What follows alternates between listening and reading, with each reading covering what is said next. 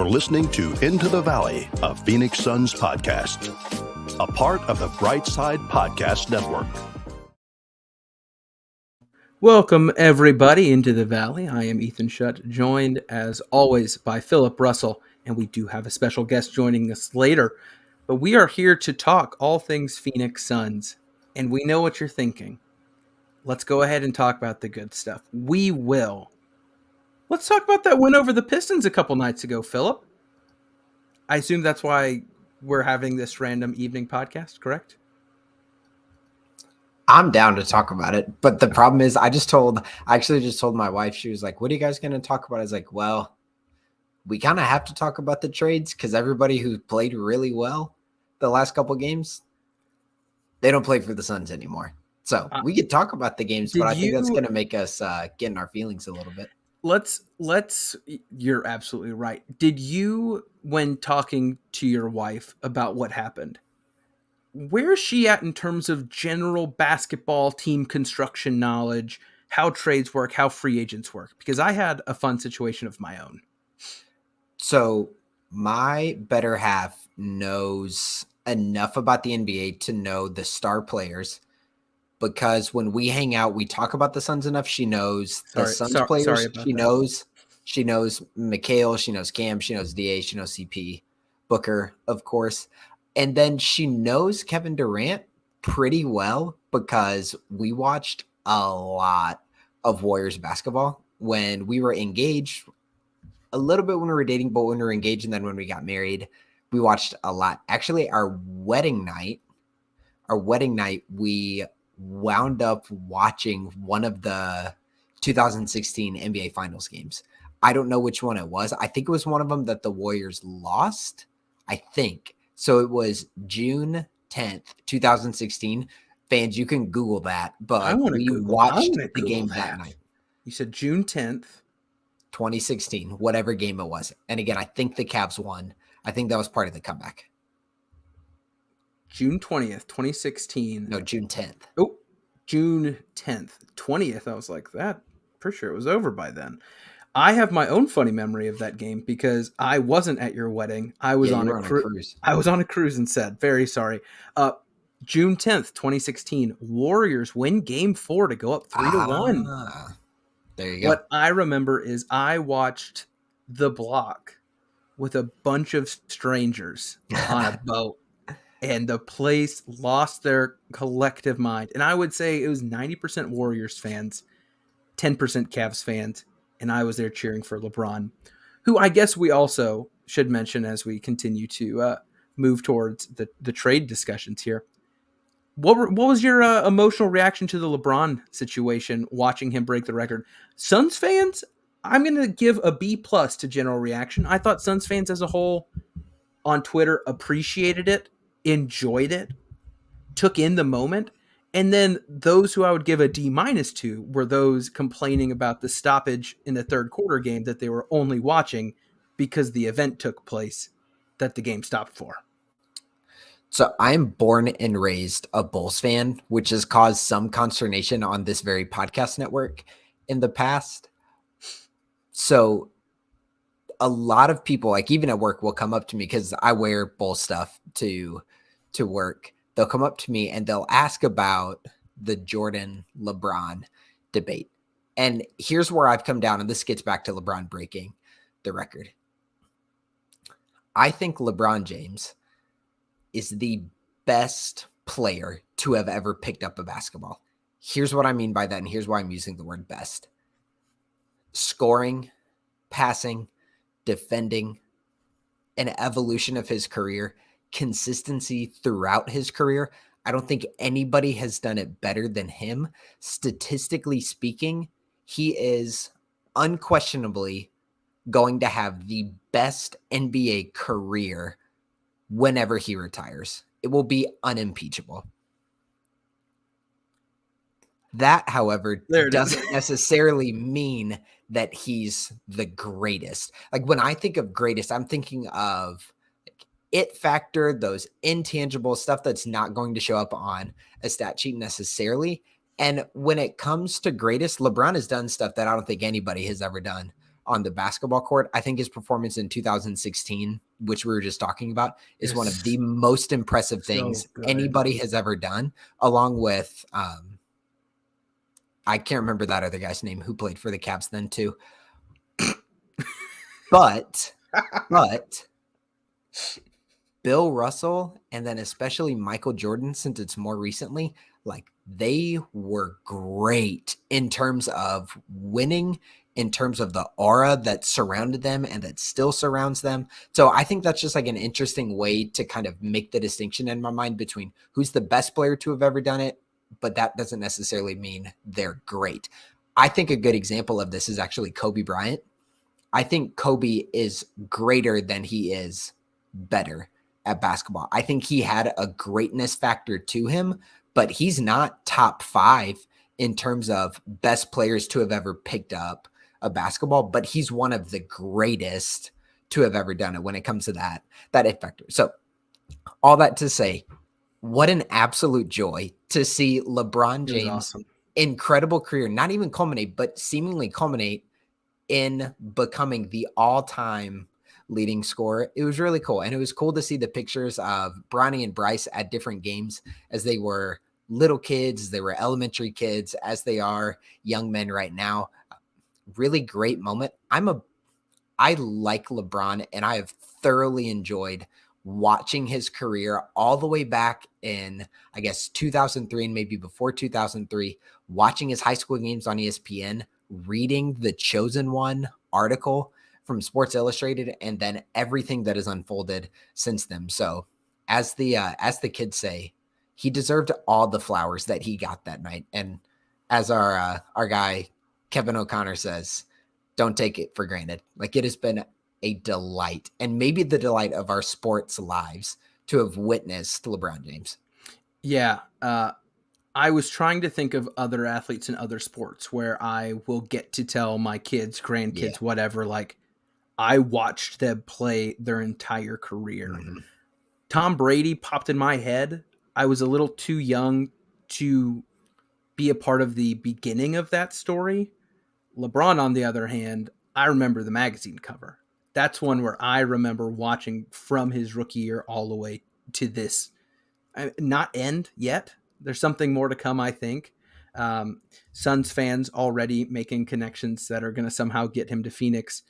Hop on the coattails of a certain Kevin Durant for a ring. But I think he's got a lot more good basketball left, especially if he is in a situation where he can take off nights against the Bucks, if you will, and kind of continue to take such great care of his body. But yeah, Brady popped in my head. Baseball, I couldn't think of one. Hockey, you know, what's happening between like Crosby and Ovechkin is a fun race, but neither of them are remotely in the conversation of a Gretzky, right? Like, I was struggling, and I thought maybe folks a little older than us who saw Tiger Woods from the beginning through the end might have the similar feeling, but I agree. I think that connection to being able to watch it from the beginning and seeing where it is going and how he's doing it while still having a successful season, right? LeBron didn't limp his way towards this record. He is still showing out nightly. Like, he is an all NBA player in season, is it 20? Is that right? Something crazy like that. All NBA player in season 20. It's remarkable how that has been done. I had a wonderful time watching that game. Genuinely highlight of my week before. Actually, I still think it might be because so many mixed emotions last night at midnight and 1 a.m. But the LeBron was nothing but good. And it sent me down a fun rabbit hole watching some wonderful YouTube compilations. YouTube has so many full game highlights of like 2016 Game 7 NBA Finals, Miami Heat Game 6 against the Spurs. The entirety of both of those games are actually on YouTube from the NBA account. It's a lot of fun, man. It's a lot of fun looking back and remembering the athleticism, what he had. I don't know. It was a lot of fun for me, and I know a lot of people are. LeBron's very polarizing. A lot of folks hate him. I understand that, but at the end of the day, hopefully you can watch what's there and realize how great it is. Right. Anyway, let's quickly talk about the games leading up to last night, because the meat of this podcast is not going to be those games, but I think we can use those games as a in memory of, if you will. Cam Johnson, Mikal Bridges, two phenomenal people and players from all accounts and from everything we've heard. We're looking at their last games as Suns in recapping this week, which is something that I legitimately could not have imagined when we recorded our last episode. There was no way for me to think I was watching the last games these guys were going to play for my favorite team, and it sucks. I did not want to rewatch the games. I did not rewatch the games today. I just am glad that I was able to watch them. And I'm very bummed. So let's talk about the good. We'll start with a guy who's still on the team. DeAndre Ayton had two phenomenal performances, as if he was playing for his job or something like that. In hindsight, he was an absolute machine. But I want to turn it over to you. What stuck out in these last couple games? And for those who are joining live, yes, we are aware the Suns just played the Hawks. Those that are listening next day, I don't know if I've ever watched a Suns game that felt like it mattered so little. So we're not going to really talk about the Hawks game in its entirety, just because I don't think there's too much you can take from it. I know there will be some Josh Okogie fan who is just fuming hearing those words. But let's look at what the Suns were doing when they were the complete team that they were a few days ago. What stood out to you most in the games earlier this week? The Suns were back. I know. They were back. They looked so good. The value, the impressiveness of this team was how well structured the system was to fit the players who were meant to be the starters. And man, against Detroit, you had Cam going 7 for 9, Torrey going 5 of 8, DA going 13 of 15, Mikal going 9 of 15. CP had an awful shooting night, but it didn't matter because everybody else was just that good. And yeah, it's tough. But let's talk about DA a little bit. Isn't that crazy though? We waited months for this week. Yeah. Months we've talked through the nonsense of the should we tank, through the nonsense of let's throw out whoever in any trade. Like, they looked to me like last year's team, but better. Because Cam Johnson had taken the Jay Crowder role and was being able to expand the offense. And I just remember a few nights ago being like, oh crap, like maybe this is worth getting a little excited, because they looked good.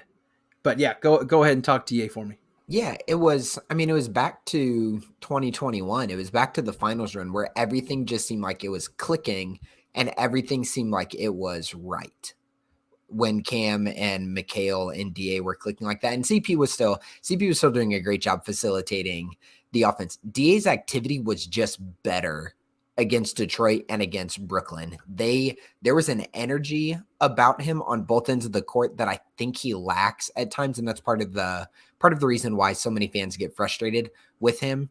And then there were the small things, like in the second quarter against Detroit, he tried to dunk. He got fouled, but he tried to dunk. I think he probably has more dunks per game the last 3 games than he has the rest of the season. But then DA was also playing really well off of the other key players. There was a great set back to back with, I can't remember if it was Booker or if it was CP, but they were running a double high screen where Cam and DA set ball screens.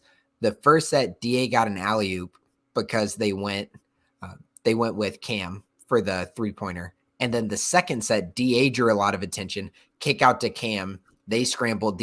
Cam was able to score off of the closeout. That kind of stuff where DA he's more active. The energy's there. Defensively, he's much better. Defensively, he's closing out. He's contesting. He had a couple good possessions against Cam Thomas. When you pair that when you pair that with what was happening on the offensive end with the other players, we can call them the role players for the Suns. You were starting to think like, okay, maybe there is a higher ceiling than we'd remembered. Because at the end of the day, especially against Detroit, you were still waiting for Torrey Craig, as good as he was playing, to be subbed out for an all NBA level player. So it felt like this week, and I think this is part of what makes the trade tough to swallow, is that it felt like there was this mounting momentum that could have led to something really special post All-Star break. And now we're thinking the Suns can still be really good post All-Star break, but it's going to be fundamentally different because it's going to feel different with the talent level that they're bringing in. Well, and that momentum was building into the Brooklyn game, where Booker was finally coming back, coming off his longest stretch without playing in his entire career. And it felt like in Detroit, you saw, oh my goodness, the pieces are fitting together where they should be. And there is one star-shaped hole that is getting filled this week. And you've got Devin Booker coming back with the rest of the team, not just healthy, but finding their footing within the role that they're supposed to be in, right? We've talked to Torrey Craig. We know what Torrey can do, will do. We weren't putting him in the role he needed to be. And so you're starting to see this thing take shape. And to be honest, it was a nerve-wracking week even leading into the actual trade, because going in, I think, to the Nets game was the Chris Paul could be getting offered up, right? That's when you start hearing the Chris Paul rumors and you start asking what's going on. And so Booker's back. We beat the Nets. We think we're moving on to this beautiful future. And then Woj, Shams, whoever, I don't know who broke it, but you get the tweet you've all been waiting for at midnight. Jakob Poeltl traded to the Raptors. Legitimately, I was in bed about to fall asleep. I have Woj alerts on because I'm an idiot. And I turned and looked and I said, okay, trades are starting. Wonderful. I put my phone back down. I was 80% asleep, kind of still in it. And I see my phone light up. And I'm like, oh, usually Woj sends that second one. I'm like, Poeltl returning to the team that developed him after. I'm like, oh, whatever. Then it happens again. And I was like, well, this is interesting. And then it happens another time. And I was like, fine, you got me, Woj. Let me check my phone. And I open it up and I see Phoenix Suns. And I said, you've got to be kidding me. And at this point, it's what, almost 1 a.m., I think? It was when you texted, yeah. 1 a.m. And we get the tweet that the Phoenix Suns are trading for Kevin Durant. I would like to share my own personal story first on how I felt about it. I thought that when this moment happened, I would just be overwhelmed with joy and happiness, and that I'd be running around losing my mind. Oddly enough, that is very similar to how I reacted to the Chris Paul trade. I loved the Chris Paul trade, and I acted accordingly. When you think about the players that got sent out in that trade, I'm not as heartbroken over, what was it, Ricky Rubio, Kelly Oubre, insert others. Like, I liked Rubio a lot, but I was like, that's Chris Paul, of course. When I saw that it was Cam Johnson and Mikal Bridges, this is going to make it sound like I care too much, and that's just fine. I felt just sad, like bummed. And as crazy as it is, and this is probably this Suns people, depending on your age, will react strongly to this.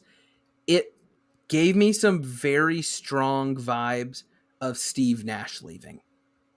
Because when I became a Suns fan, I had never liked a player on one of my favorite teams like I had liked Steve Nash. And so when Steve Nash left, I just felt horrible. Like, I was sad.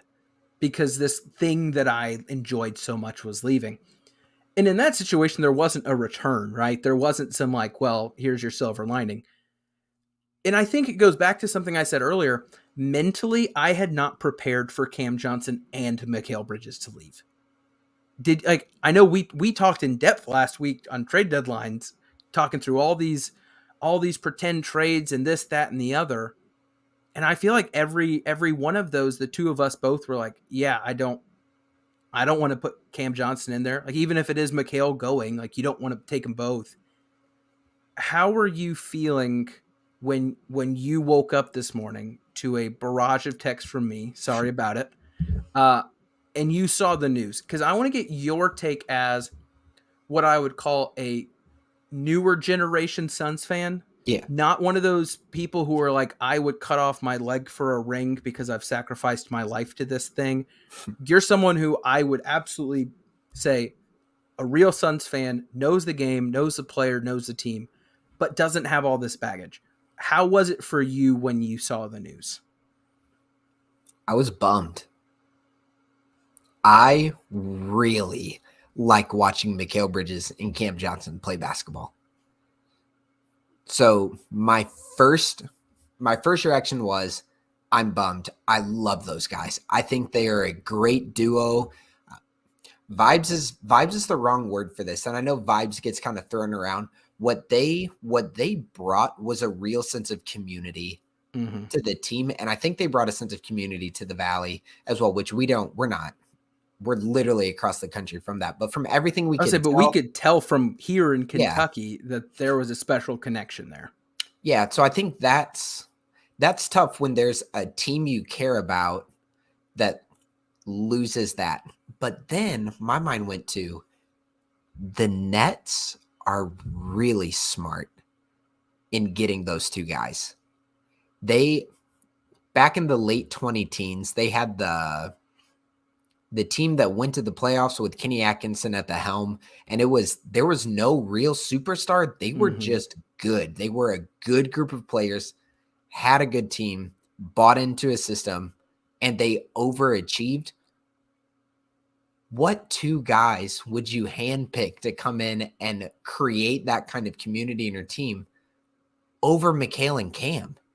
Like, that was a great trade for the Nets, assuming KD was going to go. Like, if you're having to get rid of a guy like KD, I think they did a great job getting two guys who play the wing, which I know they're not lacking on wings right now. But I thought it was a really smart move. And then they kind of crippled the Suns a little bit by also getting Jay Crowder in the deal, which meant instead of doing Mikal, Cam, and then additional salary filler, they get Jay Crowder with the intention of sending him back out and maximizing the assets. So they're getting the assets from the Suns in the form of the picks, and then they're getting more assets from Jay Crowder when they turn him around. And five second rounds, I think it was. And eventually, yeah. So they're just maximizing what they're getting from the deal. So I thought that was really smart. So I was bummed about Cam and Mikal, and then I was really impressed with what the Suns did. And then eventually, at some point throughout the day, my mind started going to, okay, what can this team look like? What can this team look like with Kevin Durant? Which I don't know if you're ready to get there, but I wanted to make one big pivot before we go to the, in my opinion, the happy, optimistic side of this. Yeah. The one last piece of news that really gut punched me was, I think it was TNT tonight at the game interviewing Mikal, panning over to Cam, also sitting there watching his new team, and finding out that Cam found out from his brother, who saw it on Twitter, and Mikal found out via a Damian Lee FaceTime, which is just wonderful in my opinion. Like, I think there's a lot worse ways to find out. Damian was basically calling, in essence, to console and kind of offer support during an obviously hard time. He was almost apologetic in the, I hate that this is happening type of thing. And Mikal just seemed crushed talking about it.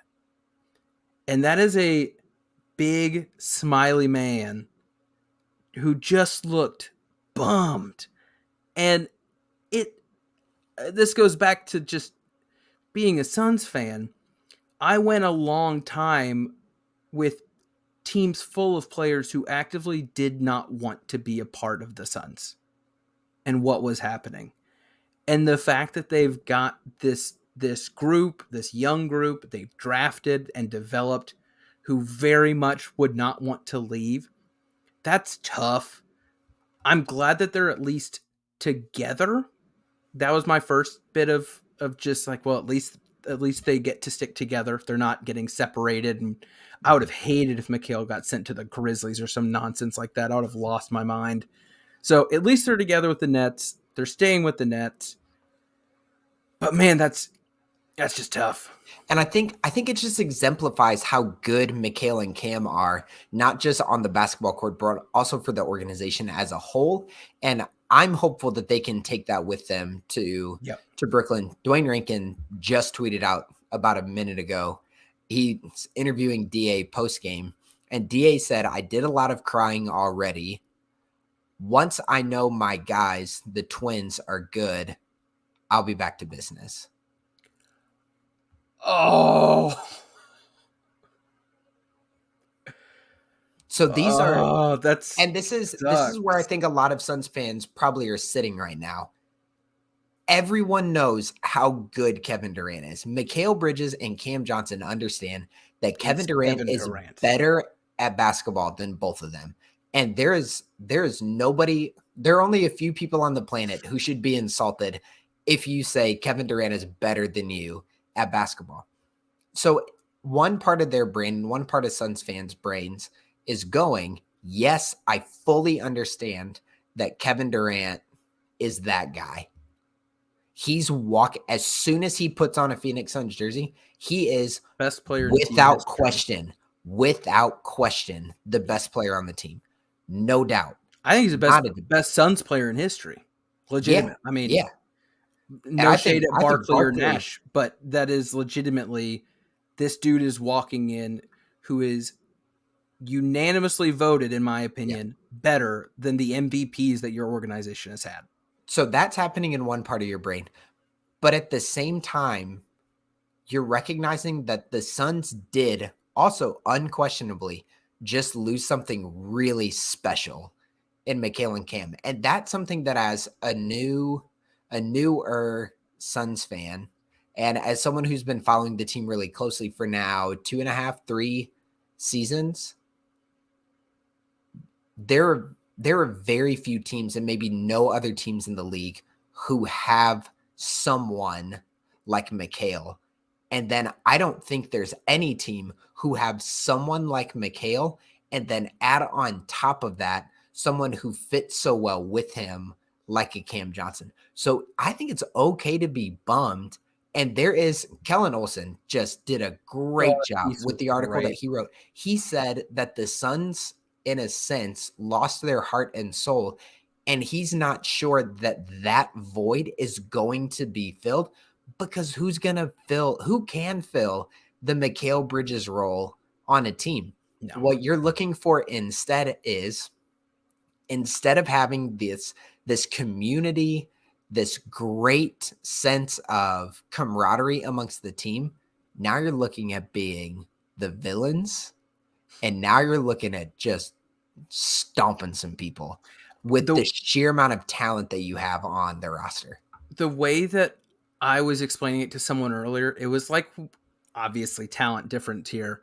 It was like we were cheering for a team that was kind of like the original championship Warriors, this fun group who had bonded and had just done something new, and they'd all come up together, and Draymond, Clay, and Steph were just smiling and laughing and doing their thing. And then similarly, now we're the Warriors with Kevin Durant. Yep. Where you're like, I don't know how the vibe changes. I don't know how the locker room shifts. What I can tell you is they're a better basketball team.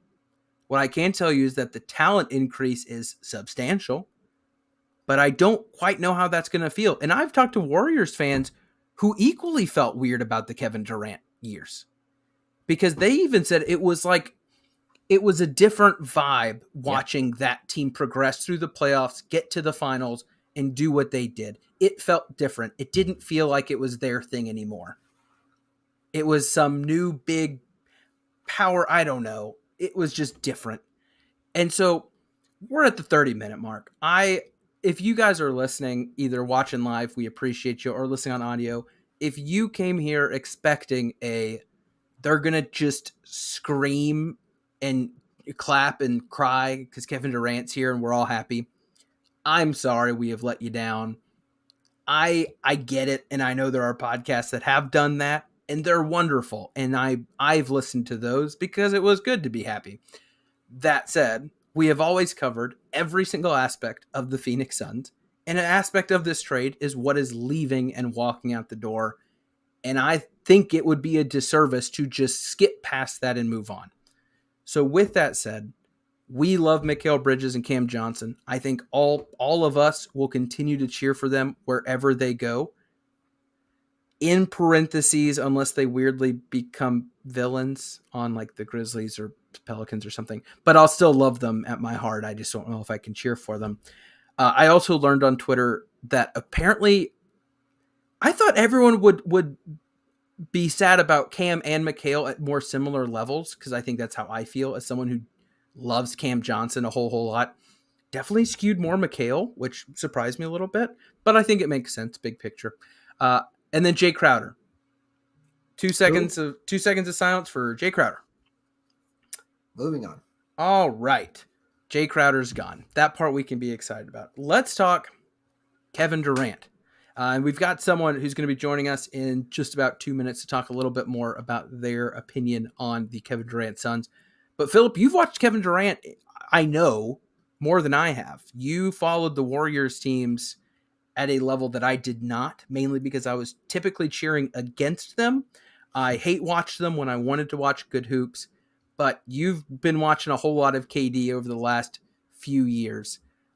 How are you feeling about the Suns right now with the addition of Kevin Durant? Whether you want to say how they stack up best roster in the West, in the league, what were maybe your initial thoughts when you just started dreaming of a Kevin Durant Phoenix Suns?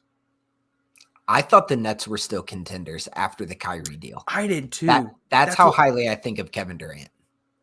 And then when you pair that level of talent with just Booker and Ayton, I mean, that is disgusting. A disgusting amount of offensive talent.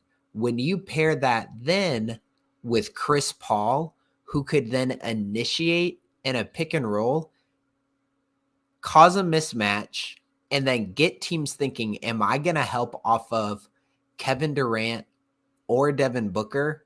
Am I going to allow DA, as we've seen the last two games, especially against Brooklyn and Detroit, they were switching a lot. He pulverized switches. He has that ability. The Suns are going to be able to put teams into a helpless position when the Suns have the basketball. The starting five, whoever the fourth or third person, wherever they might slide in, winds up being, I don't think it's going to matter. I think teams are going to have a hard time guarding this. But then what I think is even more exciting for me, as someone who, I told Ryan and Ethan the other day, I care about the Suns. I want the Suns to win. I want the Suns to win a championship. But like, sorry, Suns fans, I didn't lose any sleep the nights the Suns got waxed by the Mavericks. I didn't lose any sleep that night. Me too. You were laughing because you were so. I was hysterical. Yeah, that is. Yeah, correct. I was hysterical. I didn't lose any sleep great. when the Suns lost the championship. I liked them. I watched the games. We podcasted a whole lot during those playoffs. Good but times. I don't lose sleep over this stuff. Part of what I've enjoyed most about following the Suns the last 3 years is that they play a beautiful brand of basketball. Kevin Durant showed when he went to the Golden State Warriors that he is, at least for some amount of time, especially when he gets to an organization, he is willing to play a beautiful brand of basketball. Kevin Durant can probe for mismatches in pick and roll, which we know the Suns do. He can play off ball. He can read other people's reads, and he can attack. He can find open space. He is deadly from the mid-range. Think about Mikal and the elbow set where Mikal comes across the elbow on a screen. But now picture Kevin Durant. It's Kevin Durant getting a pass from Devin Booker or Chris Paul. And that play, what that play can also do is then quickly pitch back to the guard into another pick and roll into Kevin Durant, spacing out for a three while the defense is trying to scramble to get that in. I think the Suns will still, I think it'll eventually look like a really good, beautiful style of basketball. I do not think this is going to be Booker takes a turn, Durant takes a turn. If that does happen, I'm going to have trouble keeping up my enjoyment, but I think offensively it's going to be really good. I don't think that's going to be the case. And I think back to even like the Draymond KD interview, if you remember that, when they kind of talked through their departure, what went into it, what got them together. Kevin Durant seems to have an interesting mentality about himself that wants to be a part of beautiful basketball. He said it's what drew him to the Warriors. I can't explain what happened in the time since. I think maybe being created to be such a large villain played a role, similar to maybe why LeBron made the moves he did following the decision in his years in Miami. But KD wants to play basketball, and I think he wants to play it the right way. And I don't know if that sounds cheesy, but he can legitimately do everything, offensively and defensively. There is not something that you're going to write down as like, this is what we're going to do to attack Kevin Durant, right? It would shock me if he played a your turn, my turn style. It just doesn't make sense to me. And I think part of it is he's so good off the ball as well as with the ball in his hands. Like, just think back to his success with the Warriors when he was on another level, right? He wasn't sitting in the corner waiting to shoot a three, nor was he, okay, I'm going to kind of initiate the offense. He just fit into that system and executed it perfectly. It would shock me, I think, for that to happen. And I also think a big part of this is his desire to be here. I think that allows me to immediately take a pretty optimistic approach towards the future and what that looks like, because he wanted to be here. He's wanted to be here. He wants to play with Chris. He wants to play with Devin. And I think DeAndre Ayton is the biggest beneficiary in this whole ordeal. DeAndre Ayton has had so much attention and so many eyes on him. And I mean, that the kid's going to feast down there. Like, think about all the attention. We use the word gravity all the time, Philip, probably to a memeable state. The gravity that is created by Booker when he's on, Ayton when he's on. Where on earth will the defense go? So, want to bring in a guest, first-time guest to the podcast, and someone who has been doing some phenomenal writing on Brightside. Our man, Steven at StayTrueS.3, who's got the jerseys behind him. Philip, I know you appreciate one of those even just a little bit more, even though it is the Carolina blue and not the Chicago black and red. Steven, how are you doing, man? Man, blessings and abundance to you guys. I'm doing great. How about yourselves? We're doing good. How was that article writing about one of the most boring games of the season against the Hawks? Man, listen, it's as much of a skill as it is to write about the fascinating stuff is even more of a skill to be able to make something out of nothing. So that's what those reps were for sure. Well, Steven, if you guys don't follow him on Twitter, has been putting out phenomenal content for this season. He, in my opinion, to reference you to our very first guest on the podcast, has been filling a hole in my heart that was left by our buddy David at the 4 Point Play, who was my go-to for video breakdowns, offensive set breakdowns, and stuff like that. So if you've not followed Steven, make sure to check him out. But Steven, we've been running our mouths here. What was your initial reaction when you saw the KD trade? And then I really want to hear what you think the offense is going to look like with this guy coming in. So my initial reaction was, um, it was awkward at first because I was falling asleep at that point because it was like midnight or a little after midnight Central Time when it happened. So I was kind of dozing off, and then I got the notification. I was like, no way, and I went from 0 to 100, like instantly. I was like, nah, no way, no way. And then of course I got to refreshing the timeline like everybody else, and then once it confirmed and it was kind of settling in, it was just pure excitement, you know. Of course, it was. I was trying to figure out who was leaving because, of course, you only get the big name that's involved who's being added to the Suns. And then we found out it was Mikal Bridges and Cam Johnson, the twins. And of course, that's it was tough to kind of grasp not seeing those two on the court with this team anymore. But you know, you got to pay a price to make an acquisition the likes of Kevin Durant. So, and just kind of looking at the offense, kind of at the surface level without diving too far into it, my initial thoughts were, how in the world do you guard this team? The one shot that's most prolific continuously in the postseason is the mid-range shot. And the Suns have compiled three of the seven, depending on how you want to rank it, the three of the 7 or 6 best mid-range shooters in the NBA.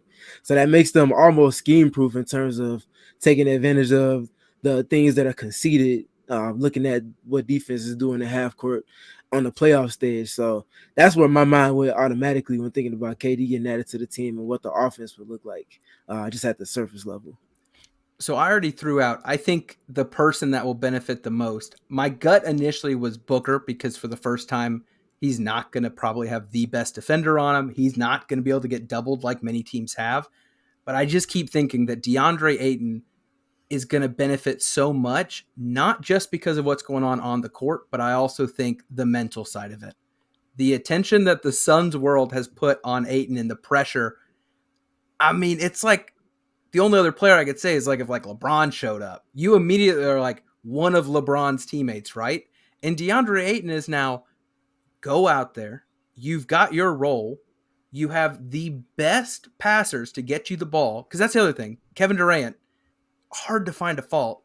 Passing is not one of them. Mm-hmm.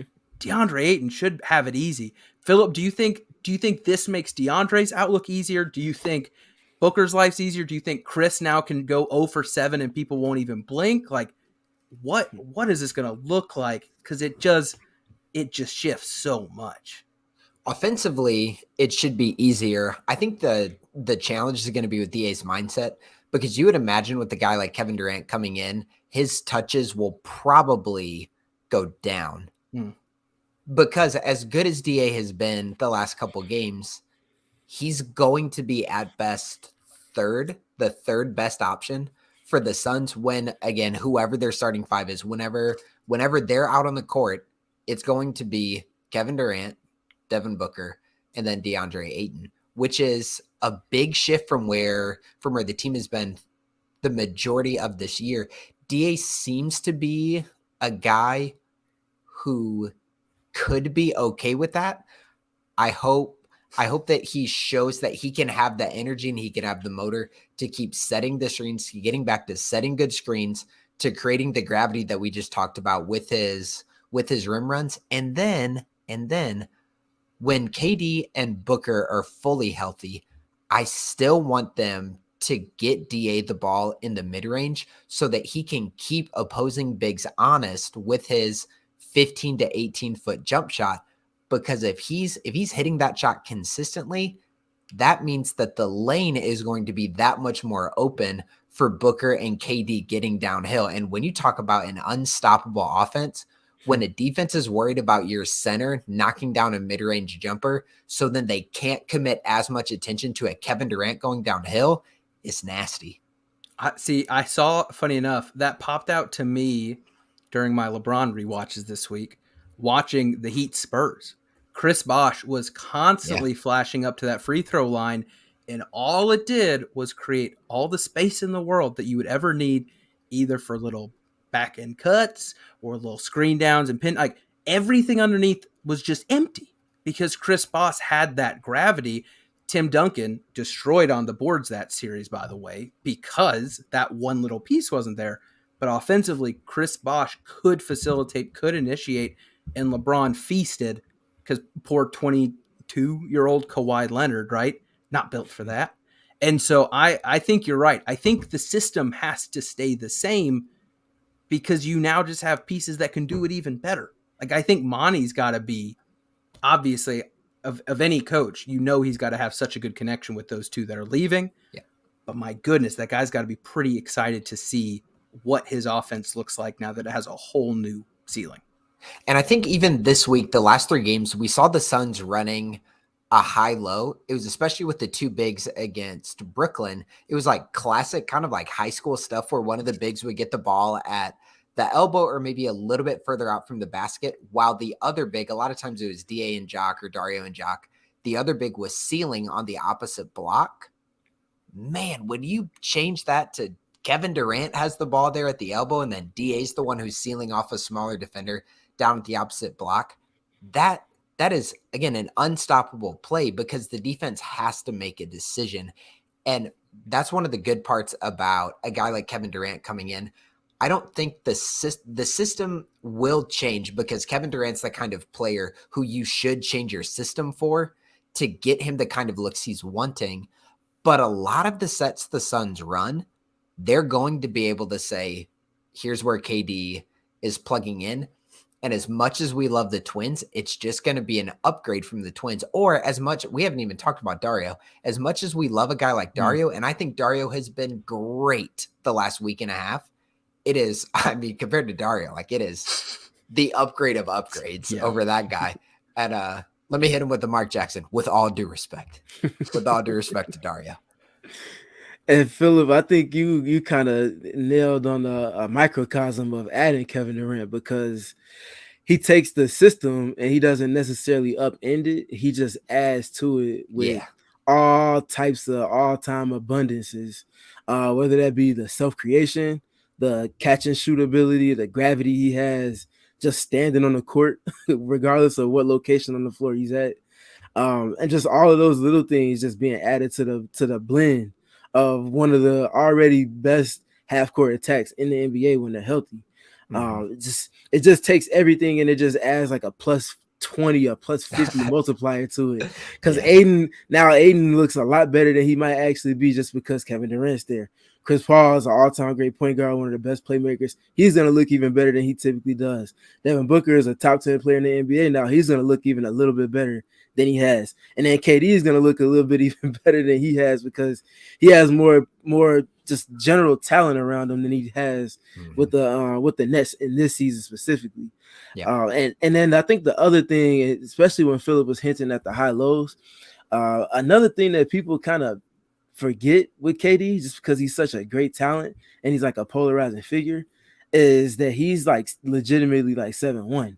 So not only have the Suns added one of the best shot creators and best scorers, pure scorers in NBA history, but they've added another 7-footer that's going to be in the main rotation. That's going to be one of the most key cogs to what makes this team go to wherever they end up finishing this season and for seasons to come. So one of the issues that the Suns have had is filling in that range from 6'7" to 7-footers in terms of forwards to big man. Now you have one of the best in the NBA at that range and height, as well as adding athleticism and like general size, like wingspan, to just the entire attack of the team, which is going to obviously help on the glass, and it's also going to help defensively.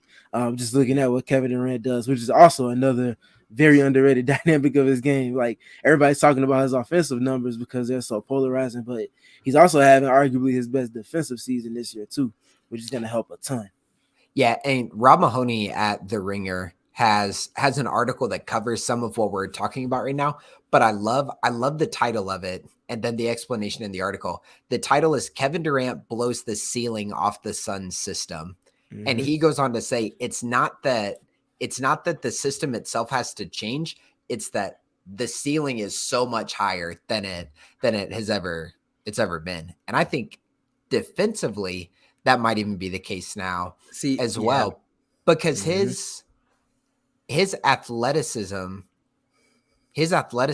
means he can guard a good number of wings. He can play a small ball 5 if DA's getting played off the court, but when DA is locked in, he's rarely getting played off the court. So then when you're thinking like, okay, what happens when Chris Paul is out? Think about the switchability that the Suns are going to have in the playoffs when you have Kevin Durant playing as potentially your biggest player. Like the defense can be stacked this year, because something I've noticed over the last couple of weeks is it seems like the Suns were giving Torrey Craig a little bit more opportunity to guard primary ball handlers. And if you go, Torrey Craig's out there, Devin Booker, an improved defender, DA, KD, and again, throw in a fifth. Even guys like Damian Lee can play well and they can play hard-nosed defense. The Suns defensively are going to be a force to be reckoned with when they're locked in. Yeah, that was the one thing I think that was kind of interesting that didn't get brought up. And I understand it's not as flashy or as exciting, but I immediately was thinking on the defensive end, like Kevin Durant's no joke. Like you've already hit on, Steve, like the length, the height, the strength. Like he looks good this year. And I don't know what. Let me put on my tinfoil here.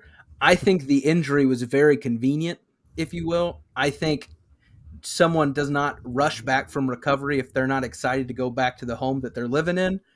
I think you're going to get a very good, healthy looking Kevin Durant. And defensively, like, my goodness, can you imagine if you get past Ayton, or you get Ayton in a pick and roll, and the help side defender coming in is a 7'1" Kevin Durant with a 9-foot wingspan or whatever nonsense he's working with? Like, that is so much. And you hit on it too, man. Like he can guard whatever you need him to guard. Like it's getting really hard for me to find a weakness on either side with the potential rotations we're getting. And Philip, you touched last playoff, Chris Paul was the weakness.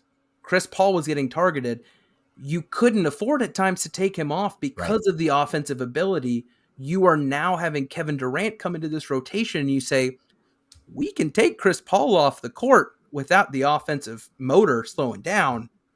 And again, you mentioned it. You can go with a Damian Lee if you want the surefire shooter who can do their job defensively.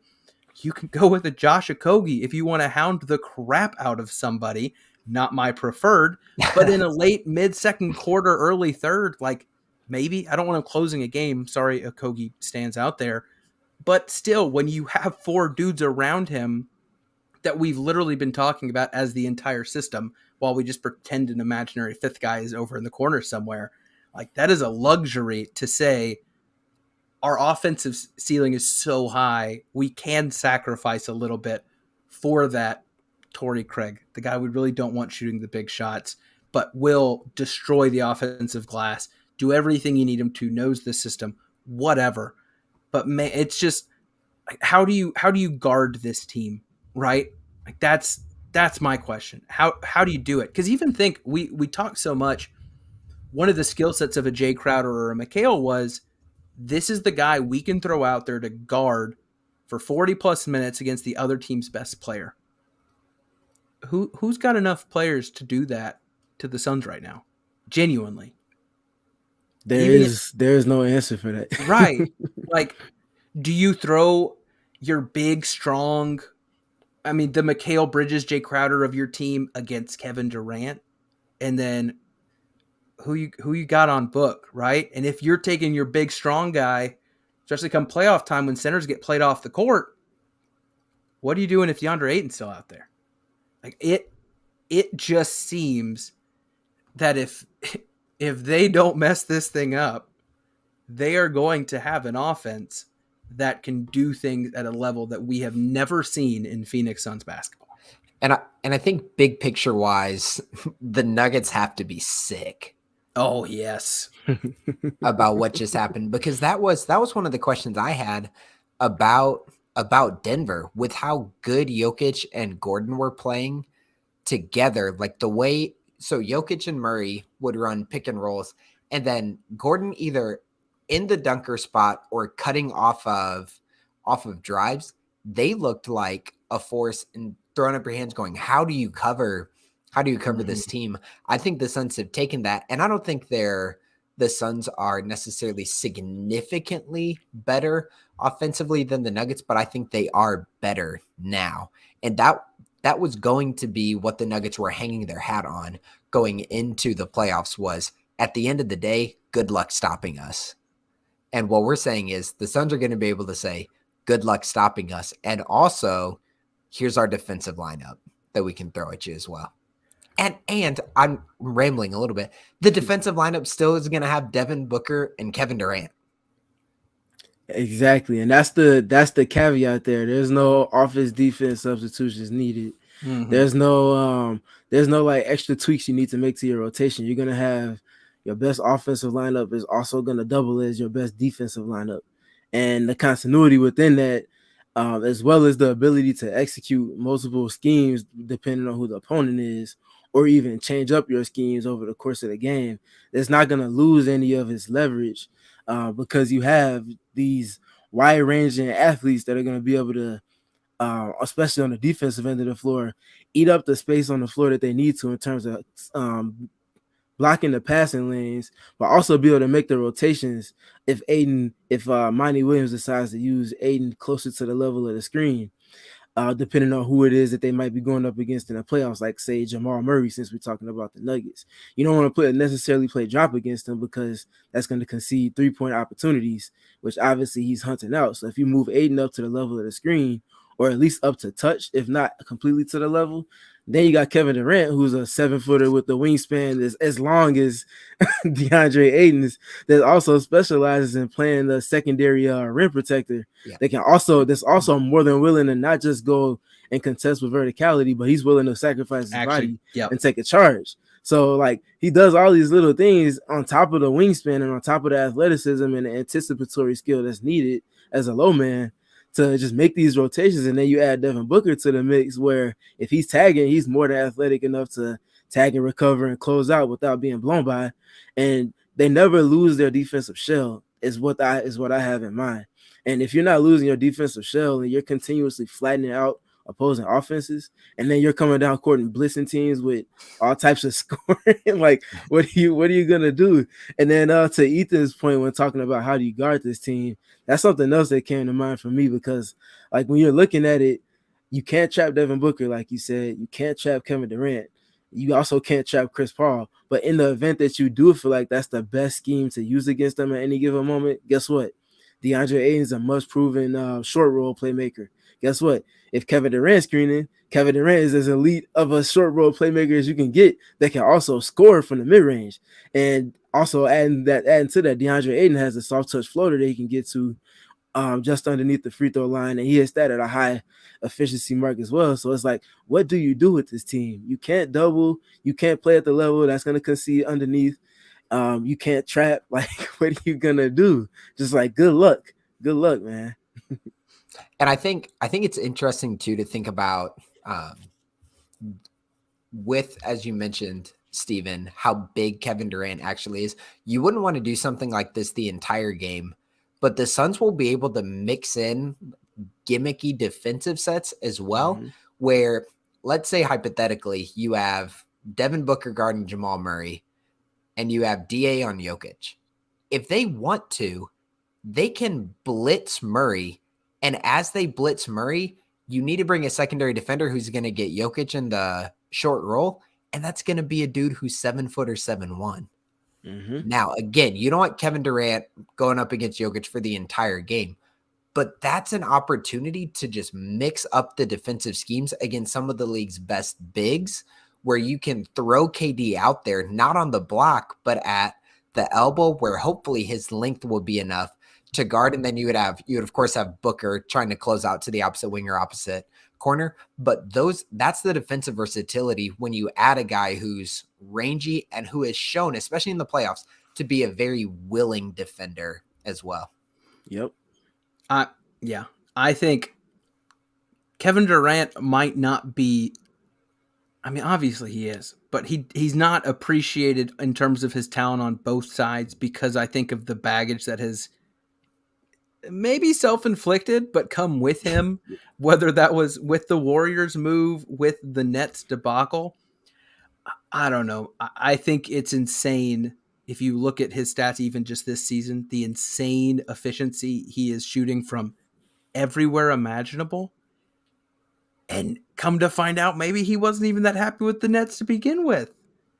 I think he is going to be happy to be here. I think there's going to be some like Team USA Olympic vibes where it's just like, we are exceptional basketball minds, basketball people.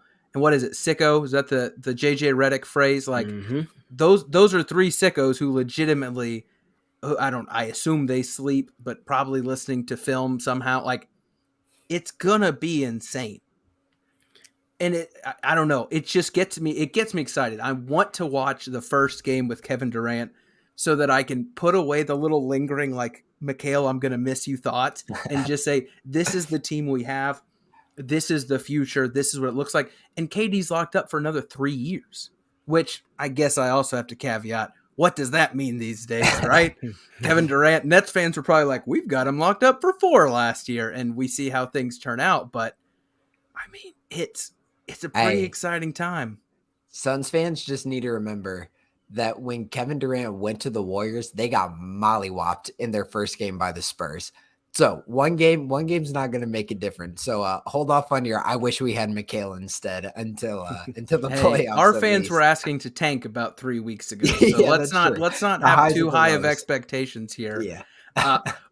We're getting close to this hour mark. I wanted to end with a question that came in through the comments from Josh. And Steven, I wanted to say also in the comments, we have the person usually on the bottom of the triangle, Ryan, giving you some love as well for joining us. So again, wanted to thank you for being a part of this.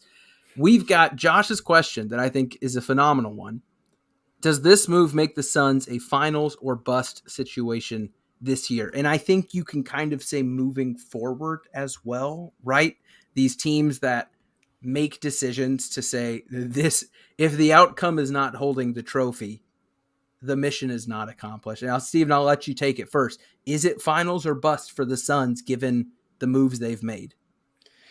Well, I mean, you don't have a new owner rush and expedite the process while purchasing a $4 billion franchise, and you also don't have that same owner flip from going to his introductory press conference to adding a top 3 level talent within 12 hours of his first shift without having the aspirations of winning a championship in mind. So I don't personally like the finals or bust mindset, just because I feel like if you're a true competitor, it's going to be that way naturally. And if you have to add like an added to it, then you're probably not doing it the right way. So, but yes, to answer the question directly, it's definitely finals or bust. It's just so many, like you just gave up a majority of your youthful talent that you've invested in terms of internal development. And you even invested financially into Mikal Bridges. And then that's also a big part of your team chemistry and your continuity, which was one of the biggest weapons that you had to go up against any team in the NBA. So investing all of this into attaining Kevin Durant, and of course we don't want to forget about TJ Warren as well as Darius Baisley. It only took us an hour and 3 minutes to get to those two. I had on my notes of like, should I mention TJ Warren? He is a scorer that can help the bench, but no one's tuning in for that conversation. But no, you're good.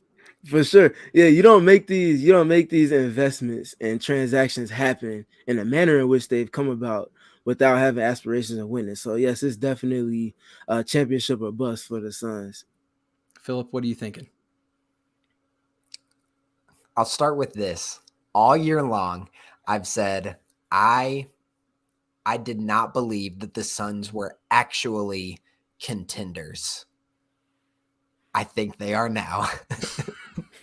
What was the one thing we literally said week after week? What were they missing, Philip? Another star.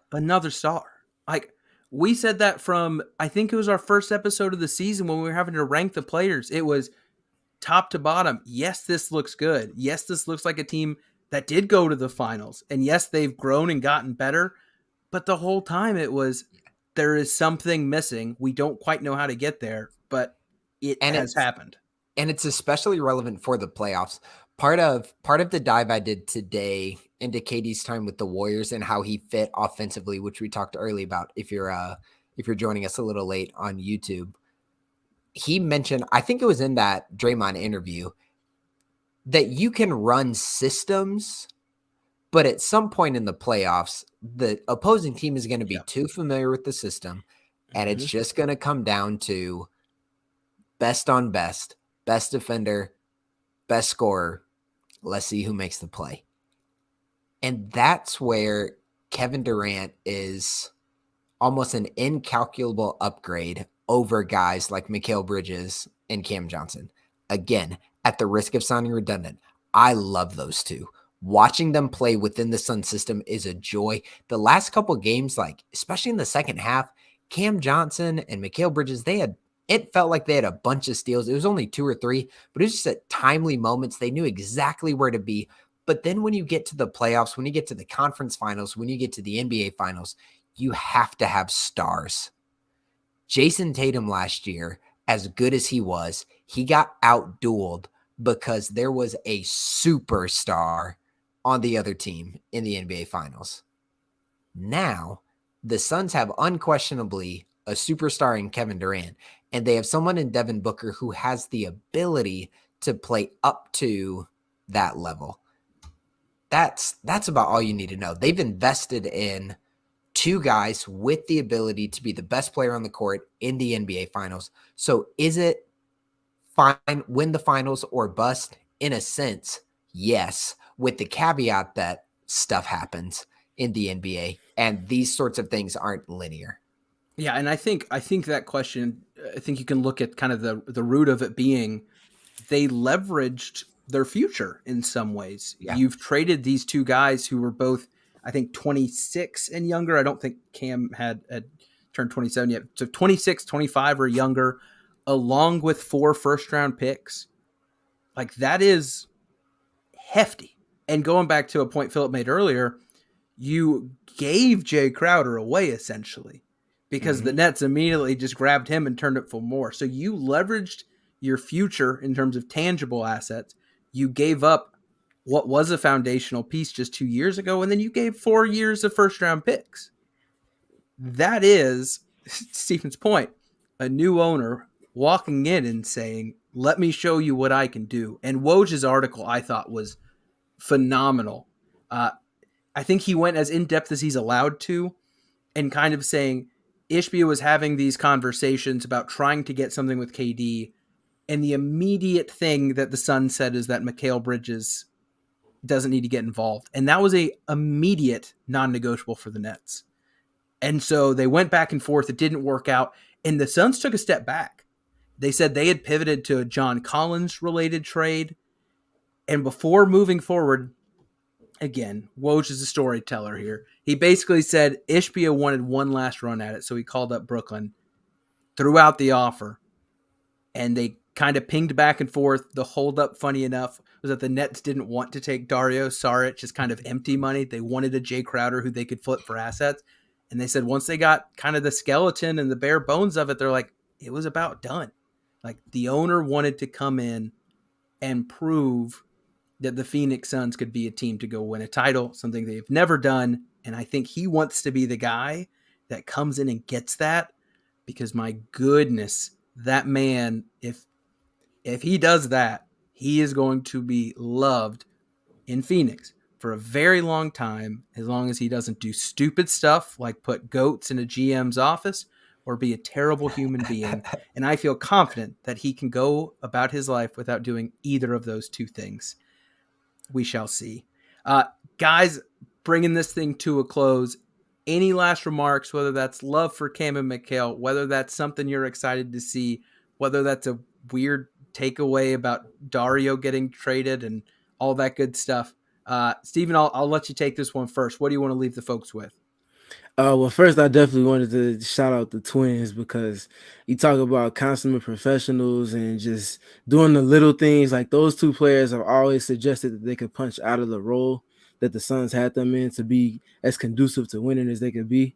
So credit to them for doing that, and I hope they really go and flourish, whether they continue their careers in Brooklyn or past this season take their talents elsewhere. I wanted to kind of zoom in a little bit on the Suns offense with Kevin Durant and just mention that the juice that they're about to receive in their 3-player actions, whether that's like dribble handoff flowing into ball screens, vice versa, or their Spain pick and roll or roll and replace type plays, it's gonna be unbelievable because, like we talked about with the schemes, there's nothing you can really do sufficiently, at least, to stop them. So the fact that they can put you in these compromising situations over the course of games and dictate it based off of what the matchups are looking like, it's just gonna be basketball heaven to take in and then to dive into and analyze and just kind of zoom in on the finer things of it. And yeah, I'm just excited, and I'm also excited to see what Chris Paul is gonna do, having not just one elite scorer with him, but two, because like I mentioned in the opening, he's one of the best playmakers of all time. He's also one of the most cerebral basketball players to ever grace the hardwood. So having these type of tools at his disposal, it's gonna be unbelievable, man. And I'm excited to see it. That was actually, you kind of ended with what I wanted to say as my last point. I'm curious to see what this does for Chris Paul's career as he kind of goes towards whatever that end may be. I was bummed seeing the initial reports of we're trying to move off Chris Paul for a Rozier, Van Vliet, whatever. Like, I want to see Chris Paul get it. Like, after cheering for Steve Nash and watching this incredible point guard operate on such an insane level, not get to the finish line, I want that for Chris Paul. I want it to happen here. I think he's been a huge part in elevating the team to where they're at. And I think there's a chance that this could add some longevity to his productive nature within the league and within this team, because I think he is going to shine being surrounded with the talent that he has not had with him to this level in quite some time. So I'm excited for him. I'm excited for the rest of the team. Philip, what you got for us, good sir? I was thinking about this, and it might sound like an overstatement, but Mikal Bridges is the kind of employee, coworker, friend, person it seems like you just want to be around. And it seems like Cam Johnson has a lot of that as well. He went about his business. He obviously worked hard. He obviously was improving in his profession, but he went about it with such a vibrant joy. And in my job, I know the people who can find joy in what they are doing while they are working hard, while they're getting better at their craft, like those are the best people to be around. So again, it is a loss for the Suns. I think for, like we said, it's not just vibes, like it's the community around the Suns that is a loss. But I also think the trajectory of the podcast that we just did and that you're still listening to is probably the best way to think through what the Suns just went through. We started at a pretty low point thinking about how good the Twins are basketball-wise and for the community. We honored what they did, talked them up, gave them their flowers, and then we started trending into this more hopeful discussion about what is it going to look like when Kevin Durant comes here. And I think that's a good process to go through. Like, yeah, recognize that something's going to be missing, especially until KD gets back from this injury. But there is something really exciting around the corner for Suns fans, and it's going to be a joy to document it with this, at least with this YouTube channel. Hey, who knows where the podcast is going to be, but the YouTube channel will be right here, and Brightside will be still getting that beautiful written art for our man Steven and so many others who are still on that grind, writing exciting pieces about horribly boring games against the human Q-tip, Trae Young himself.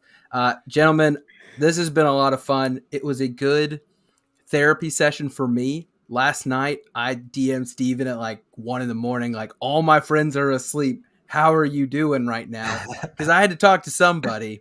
Because I was struck, like everything we've talked about and kind of fleshed out was like happening all at once. And it's been good to talk this through.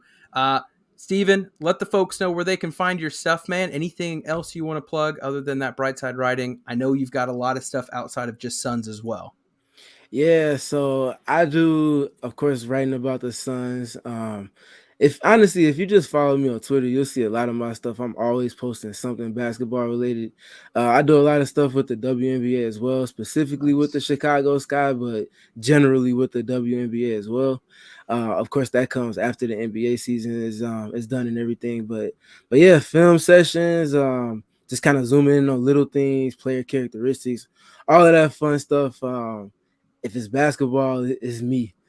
So yeah, just shoot me a follow. If you want to talk hoop, I definitely talk hoop with anybody that's willing to speak about it from a transparent perspective. And yeah, let's continue to learn about this great game that we're blessed to be able to see on a nightly basis.